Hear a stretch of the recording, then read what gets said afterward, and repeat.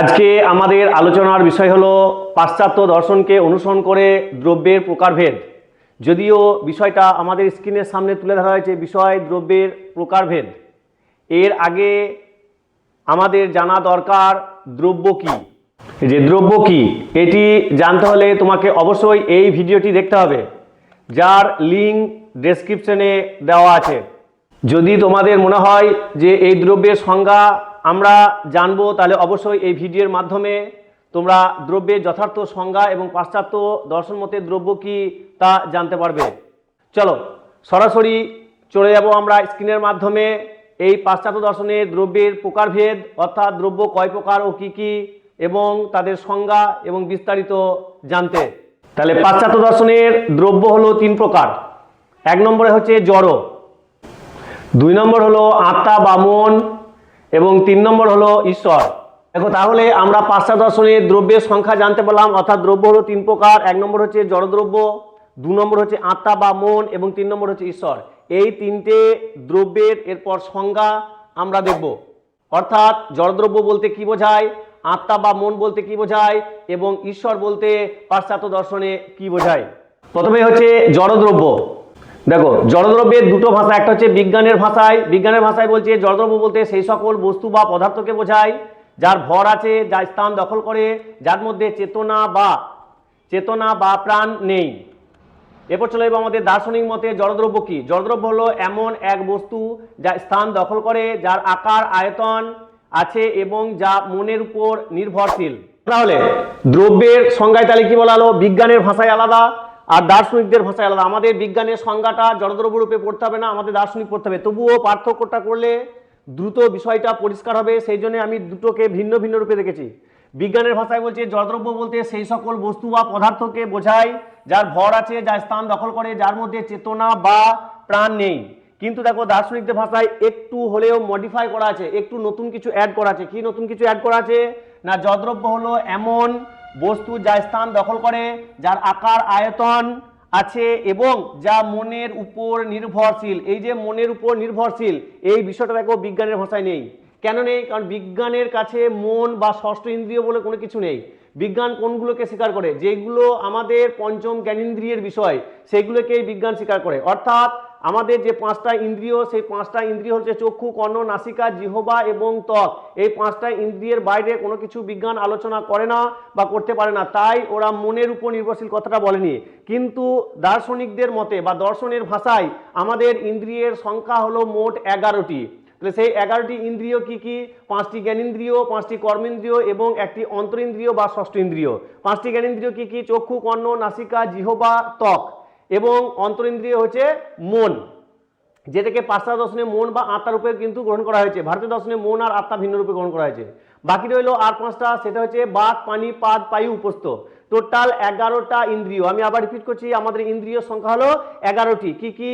চক্ষু, কর্ণ, নাসিকা, জিহ্বা, ত্বক, মন, বাত, পানি, পাদ, পায়ু, উপস্থ। তাহলে এই 11টা ইন্দ্রিয়ের মধ্যে বিজ্ঞান শুধুমাত্র পঞ্চম জ্ঞানেন্দ্রিয়ের মাধ্যমে পাওয়া লব্ধ যে জ্ঞান, সেই জ্ঞানের উপর ভিত্তি করে কার সংজ্ঞা দিয়েছে? জড় পদার্থের সংজ্ঞা দিয়েছে, তাই তো? কিন্তু দর্শন সমস্ত যে 11টা ইন্দ্রিয় আছে, সেই 11টা ইন্দ্রিয়ের উপর ভিত্তি করে বা বিশেষ করে যে অন্তরিন্দ্রিয় বা মন, সেই অন্তরিন্দ্রিয় বা মনকেও কিন্তু গুরুত্ব দিয়ে দ্রব্যের সংজ্ঞা দেওয়া হয়েছে। কি বলা হয়েছে জড়দ্রব্যের? না, জড়দ্রব্য হলো এমন বস্তু, জড়দ্রব্য হলো এমন বস্তু যা স্থান দখল করে থাকে। এটা আমরা কম বেশি জানি, জড়দ্রব্যকে যেখানে রাখবে সেখানে কোনো না কোনো জায়গা দখল করে থাকবে। যার কি আছে? আকার আছে, যার আয়তন আছে। আকার আছে, আয়তন আছে। আকার মানে হচ্ছে কি? একটা স্ট্রাকচার, যেমন আমি পুরুষরূপে আছি, এটা হচ্ছে আমার আকার। আয়তন মানে হচ্ছে কি? ওজন, যার একটা নির্দিষ্ট কি থাকবে? ওজন থাকবে। এবং যা মনের উপর নির্ভরশীল। এই মনের উপর নির্ভরশীলটা কিন্তু বিজ্ঞানের ক্ষেত্রে ছিল না। তাহলে বিজ্ঞানের ভাষায় জড়দ্রব্য এবং দার্শনিকের ভাষায় জড়দ্রব্যের মধ্যে কি আছে? পার্থক্য আছে। তাহলে এক কথায় পরীক্ষায় যদি আসে যে জড়দ্রব্য বলতে কি বোঝায়, তাহলে তখন উত্তরটা বিজ্ঞানের এই জিনিসটা লেখা যাবে না, আমাদেরকে এই সংজ্ঞাটা কি করতে হবে? লিখতে হবে। অর্থাৎ জড়দ্রব্য হলো এমন বস্তু যা স্থান দখল করে, যার আকার আছে, আয়তন আছে এবং যা মনের উপর নির্ভরশীল নয়। কেন মনের উপর নির্ভরশীল নয়? মন কথাটা কেন বলা হয়েছে? এখানে নির্ভরশীল নয় বলেছে। কেন? কারণ জড়দ্রব্যের যে অস্তিত্ব, সেই অস্তিত্ব স্বয়ং জড়দ্রব্য নিজেই। আমি চিন্তা করি বা না করি, আমি মনে মনে ভাবি বা না ভাবি, জড়দ্রব্যর অস্তিত্ব থাকবে। যেমন বর্তমানে তুমি যে ভিডিওটা দেখছো, এক্ষেত্রে হতে পারে তোমার পায়ের এক জোড়া যে জুতো, সেই জুতোটা হয়তো তোমার বাড়ির বাইরে আছে। তাহলে সেই ক্ষেত্রে তুমি এখন চিন্তা করো বা না করো, তাহলে জুতোটার অস্তিত্ব কি বাইরে অবশ্যই আছে। ওই জন্য এই অ্যাঙ্গেল থেকে বলা হয়েছে যে মনের উপর কি নির্ভরশীল নয়। তাহলে এই ছিল আমাদের দ্রব্যের প্রথম যে ভাগ, জড়দ্রব্য। এরপর জানবো আমরা আত্মা বা মন কি। আচ্ছা, এই জড়দ্রব্যের আমরা কিছু এক্সাম্পল দেখে নেবো, ঠিক আছে। জড়দ্রব্য রূপে তাহলে কি আসতে পারে? পাথর, তাই তো। উদাহরণস্বরূপ আমরা কি বলতে পারি? পাথর। তারপরে কি বলতে পারি? না মাটি, কি আছে? মাটি। হ্যাঁ, তাহলে কি বলছে সংক্ষেপে? তাহলে আমরা কি বলবো? যে সকল বস্তু ভরযুক্ত স্থান দখল করে কিন্তু চেতনা নেই, সেগুলিকে কি বলা হয়? না জড়দ্রব্য। দ্বিতীয় দ্রব্য, দ্বিতীয় হচ্ছে কি না আত্মা বা মন দ্রব্য। এই আত্মা বা মন দ্রব্যে দেখো আমি এক্সাম্পল স্বরূপ কি নিয়েছি না একটা মানুষের সঙ্গে, দেখো একটা মানুষ এবং তার পাশে আছে একটা মোবাইল। এই এক্সাম্পলটা স্বরূপ আমি বোঝাতে পারবো যে আত্মা বা মন কি। আর আত্মা বা মন কিভাবে থাকতে পারে তার এক্সাম্পল স্বরূপ আমরা কিছু ভিডিও অবশ্যই দেখার চেষ্টা করব। তাহলে দেখো আমাদের পাশ্চাত্য দর্শনের দ্বিতীয় যে দ্রব্য, সেই দ্রব্যের নাম হচ্ছে কি আত্মা বা মন। কি বললাম? আত্মা বা মন দ্রব্য। দ্রব্য তিন প্রকার, প্রথমে আমরা জড়দ্রব্য দেখলাম, দ্বিতীয় হচ্ছে আত্মা বা মন। এই আত্মা বা মন কি বুঝতে গেলে আমাদেরকে একটা সুন্দর উদাহরণ নিতে হবে। ভিডিও স্কিপ করবে না, পুরো ভিডিও দেখো, তাহলে আত্মা বা মন কি জিনিসটা তোমাদের কাছে পুরো পরিষ্কার হয়ে যাবে। প্রথমে বলে রাখি যে পাশ্চাত্য দর্শনে আত্মা বা মনকে সমার্থক শব্দরূপে গ্রহণ করা হয়েছে, কিন্তু ভারতীয় দর্শনে আত্মাকে ভিন্ন রূপে গ্রহণ করা হয়েছে, মনকে ভিন্ন রূপে গ্রহণ করা হয়েছে, অর্থাৎ দুটোর ব্যাখ্যা সম্পূর্ণ আলাদা দেওয়া আছে। তাহলে এখানে আত্মা বা মনকে যেহেতু একই রূপে দেখানো হয়েছে, তাই এদের মতো করে আমাদের কি করতে হবে? আলোচনা করতে হবে। যখন আমরা ভারতীয় দর্শন পড়বো তখন ভারতীয় দর্শনের মতো আমরা সেই বিষয়টাকে নিয়ে আলোচনা করব। সাপোজ ধরো তোমার হাতে যে মোবাইল আছে, সেই মোবাইলটা এবং আমরা মানুষ, এই মোবাইল এবং মানুষের মধ্যে আমরা কি করব? একটা সাদৃশ্য করব। যেমন মোবাইলটার একটা ক্যাবিনেট আছে, মোবাইলটার একটা আকার আছে, মোবাইলটার মধ্যে কি আছে না ক্যামেরা আছে, মোবাইলটার মধ্যে নানান ধরনের মেমোরি আছে, ঠিক আছে। এই সমস্ত কাজগুলো কিন্তু করছে, কিন্তু অ্যাকচুয়ালি বিষয়টা আমরা জানি না যে এই মোবাইলটাকে পুরো পরিচালনা করছে মোবাইলের ভিতরে থাকা একটা মেন সফটওয়্যার, যেটার নাম দেওয়া আছে অ্যান্ড্রয়েড। সেটা 14 হতে পারে, 15 হতে পারে, বা পরবর্তীকালে জেনারেশনে 16 হতে পারে। তো এই যে মেন যে জিনিসটা, মেন যে অ্যাপ, মেন যে সফটওয়্যার, সেই সফটওয়্যারটা যেমন হচ্ছে মোবাইলের আত্মা, অর্থাৎ তোমার হাতে থাকা মোবাইলটার মধ্যে বা ল্যাপটপ বা কম্পিউটারের মধ্যে যেটা মেন সফটওয়্যার, সেই সফটওয়্যারটাকে যদি সেখান থেকে ডিলিট করে দেওয়া হয় বা সেখান থেকে আনইনস্টল করে দেওয়া হয়, তাহলে মোবাইল, কম্পিউটার বা ল্যাপটপ বা ট্যাব তুমি যেখান থেকে দেখো না কেন সেটাকে পুরো ডেড বলে কি করা হবে? ঘোষণা করা হবে। অনুরূপ মোবাইলের মতোই আমাদের শরীরের মধ্যে কি আছে? এক ধরনের ওরকম সফটওয়্যার আছে যেটা অদৃশ্যমান। তাহলে মোবাইলে থাকা যে সফটওয়্যার অ্যান্ড্রয়েড যে 14, 15, 16, পরবর্তীকালে হয়তো আরো আপডেট হবে, আমরা কি সেই সফটওয়্যারটাকে কি আমরা দেখতে পাই? দেখতে পাই না, শুধুমাত্র কি করতে পারি? উপলব্ধি করতে পারি। আর ওই সফটওয়্যারের দ্বারা পরিচালিত সমস্ত কাজগুলোকে আমরা দেখতে পাই। অনুরূপ আমাদের দেহটাও মোবাইলের ক্যাবিনেট সমতুল্য। আমাদের দেহের মধ্যে কি আছে? একটা মেন সফটওয়্যার ইনপুট করা আছে, সেই মেন সফটওয়্যারটার নামই হচ্ছে আত্মা বা মন, যেটাকে কোনো পঞ্চম জ্ঞানেন্দ্রিয়ের মাধ্যমে জানা যায় না অ্যান্ড্রয়েড 14 সফটওয়্যারের মতো। শুধুমাত্র সেটাকে কি করতে হয়? উপলব্ধি করতে হয়। এই যে উপলব্ধি, এই উপলব্ধিটা হচ্ছে আধ্যাত্মিক উপলব্ধি। তাহলে আমরা তাই বলে এটা কখনোই বলতে পারি না যে আমি যেহেতু আত্মাকে দেখতে পাই না তাই আত্মা বলে কোনো কিছু থাকতে পারে না, এটা কোনোদিনই বলা যাবে না। দেখো আমি আজ বেঁচে আছি, আমার শরীরের ভিতরে কোনো না কোনো অংশে কোনো না কোনো জায়গায় কি আছে? আমার আত্মা অবস্থান করছে। তাহলে আমার যদি কোনো দুর্ঘটনাবশত যদি মনে করো আমার মৃত্যু ঘটে, তাহলে আমার শরীর থেকে কে বেরিয়ে যাবে? আত্মা বেরিয়ে যাবে। যদি আমার শরীর থেকে আত্মা বেরিয়ে যায় তাহলে আমার আর চেতন সত্তা থাকবে না। তাহলে একটা মানুষ মৃত্যুর পরে কেন কথা বলতে পারে না? একটা মোবাইলের মেন সফটওয়্যার ডিলিট হয়ে যাওয়ার পর কেন মোবাইলটা চলতে পারে না? তাহলে নিশ্চয়ই ওই মোবাইলের ভিতরে এবং মানুষের শরীরের ভিতরে একটা নির্দিষ্ট কিছু একটা অলৌকিক বিষয় বা বস্তু কিন্তু একটা ছিল, যার সাহায্যে আমরা এবং মোবাইল কি হয়েছিলাম? পরিচালিত হচ্ছিলাম, তাই তো। এই যে পরিচালিত হওয়া, যে অলৌকিক দৃশ্য আকারে যে জিনিসটা, যেটাকে আমরা অনুমান করে থাকি, এই অলৌকিক দৃশ্য বস্তুটার নামই হচ্ছে আত্মা। দেখো আত্মাকে বোঝানোর জন্য আমি ছোট্ট একটা ছবি এবং একটা ভিডিও আমি তোমাদের সামনে তুলে ধরার চেষ্টা করেছি, যেটা বুঝতে সুবিধা হবে। যেহেতু আমরা ডিজিটাল জামানায় বসবাস করি, আমাদেরকে বোঝাতে সুবিধা হয় বা আমাদের বোঝাতে সুবিধা হয়, সেই দেখো আমি একটা ছবি অঙ্কন করেছি। এখানে দেখো দেখানো হয়েছে যে একটা ব্যক্তি দেখো কি আছে? বেডের মধ্যে শুয়ে আছে এবং তার শরীর থেকে যেন একটা অলৌকিক আত্মা আকারে তার শরীর থেকে কি হচ্ছে? বেরিয়ে চলেছে। এরকম অসংখ্য ভিডিও কিন্তু আমরা দেখেছি অনেক শর্টস ভিডিওতে, যেমন যেখানে দেখবে কি হয় না কেউ ধোকা দেয় প্রেমিক প্রেমিকার ক্ষেত্রে, সেক্ষেত্রে দেখবে আমরা অনেক শর্টস ভিডিও দেখেছি, এক ব্যক্তি এইভাবে দুটো হাত খুললেই তার শরীর থেকে যেন আত্মাটা বেরিয়ে চলে যাচ্ছে। এখানে যেটা আমি এক্সাম্পল স্বরূপ নিয়েছি সেটা হচ্ছে মোবাইলের সঙ্গে কি হিউম্যান, তাই তো, মোবাইলের সঙ্গে হিউম্যানের কি করা হয়েছে, সাদৃশ্য করা হয়েছে। অর্থাৎ কোনটা সাদৃশ্য করা হয়েছে, সফটওয়্যারটা সাদৃশ্য করা হয়েছে। এরপর আমরা দেখে নেবো একটা ভিডিও, যে অলৌকিক শক্তিমান কিছু ব্যক্তি পূর্বে বা ধর্মগ্রন্থে বিভিন্ন জায়গায় উল্লেখিত আছে যে মৃত ব্যক্তিকেও কখনো কখনো তারা জীবিত করতে সক্ষম হয়েছে, এটা উল্লেখিত আছে। সেটা কিভাবে সম্ভব, চলো আমরা একটু ভিডিওর মাধ্যমে দেখে নিই।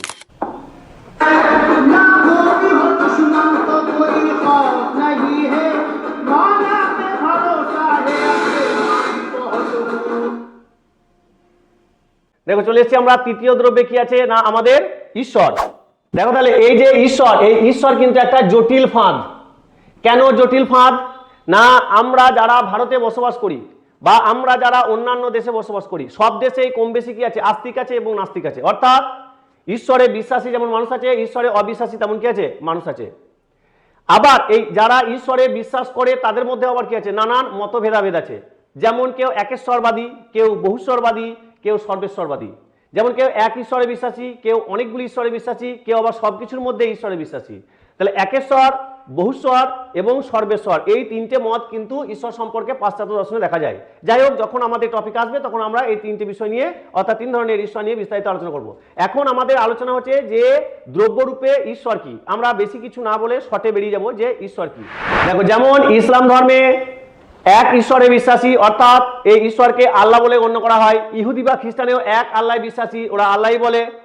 হিন্দুদের ক্ষেত্রে বা সনাতন ধর্মে কিন্তু এক ঈশ্বরের কথা বলা হয় না, বহু ঈশ্বরের কথা বলা হয়। তার মধ্যে যে প্রধান ব্রহ্মা, তাছাড়াও থাকছে বিষ্ণু, তারপর থাকছে তোমার কালী, দুর্গা, ঠিক আছে, নানান ধরনের প্রায় 33 কোটি দেবদেবীর কথা কিন্তু হিন্দু শাস্ত্রে উল্লেখিত আছে।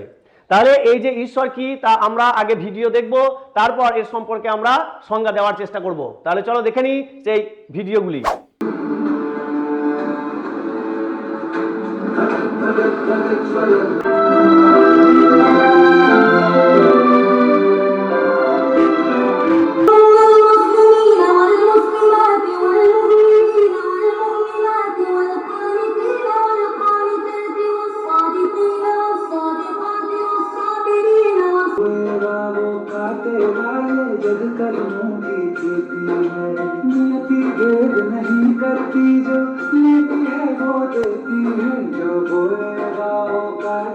তাহলে আমরা কি দেখলাম না, প্রথম যে ভিডিও ছিল সেই ভিডিওটা কি ছিল, হিন্দু শাস্ত্র মতে ঈশ্বর কি তার একটা এক্সাম্পল আমি দিলাম। তারপরে দেখো ছিল কি না, ইহুদি বা খ্রিস্টান মতে ঈশ্বর কি সেটা একটা এক্সাম্পল আমি দিলাম। তারপরে ইসলাম মতে ঈশ্বর কি তো বলা যাবে না, কারণ এখানে তো ইসলাম মতে যে আল্লাহ বা ঈশ্বর তার তো কোনো আকার নেই। সেই হিসাবে একটু ছোট করে শুধু ভিডিও দেখানো হলো যে স্বর্গ বা নরক কি বা জান্নাত বা জাহান্নাম কি।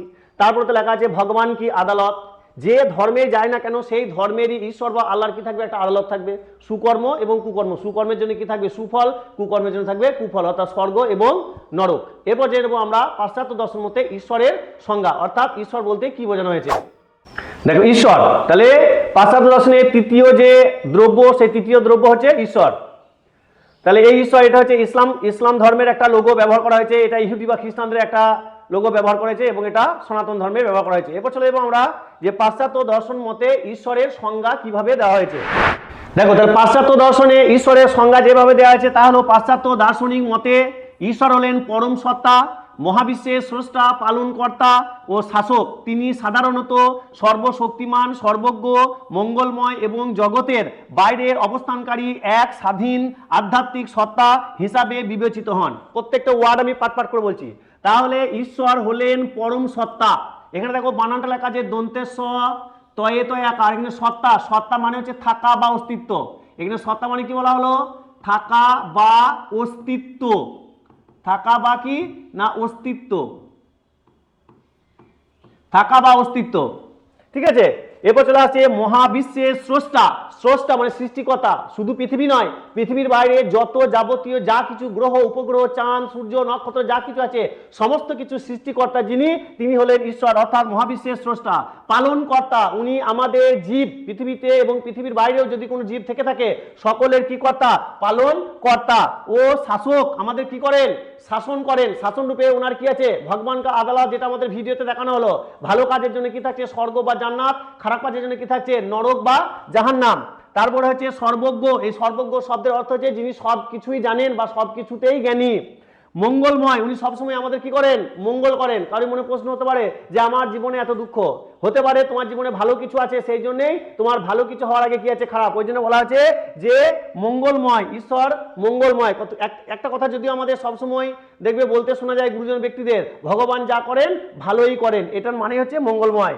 এবং জগতের বাইরে অবস্থানকারী, শুধু এই জগতে নয়, উনি জগতের বাইরেও অবস্থানকারী, এক স্বাধীন, এক স্বাধীন। আমরা তো পরাধীন, আমরা ঈশ্বরের দ্বারা, কোনো মানুষের দ্বারা, কোনো সমাজের দ্বারা, কোনো নিয়মের দ্বারা কি থাকি? পরাধীন থাকি। কিন্তু ঈশ্বর এরকম কোনোভাবে কাউরির দ্বারা পরাধীন নয়, উনি সর্বদা কি? স্বাধীন। এবং কেমন সত্তা? তিনি হচ্ছে আধ্যাত্মিক সত্তা। কি সত্তা? আধ্যাত্মিক সত্তা। আমরা কিন্তু আধ্যাত্মিক সত্তা নয়, আমরা হচ্ছে বাস্তবিক সত্তা। কারণ আমাদেরকে পঞ্চম জ্ঞানেন্দ্রিয়ের মাধ্যমে জানা যায়, উপলব্ধি করা যায়। তাই আধ্যাত্মিক সত্তা হিসাবে কি হয়? বিবেচিত হয়। সত্তা কথাটা কেন বলেছে? কারণ উনি আছেন। কোথায় আছেন? আমরা যারা আছি আমাদের হৃদয়ের মধ্যে আছেন, আমাদের মনের মধ্যে আছেন, আমাদের বিশ্বাসের মধ্যে আছেন।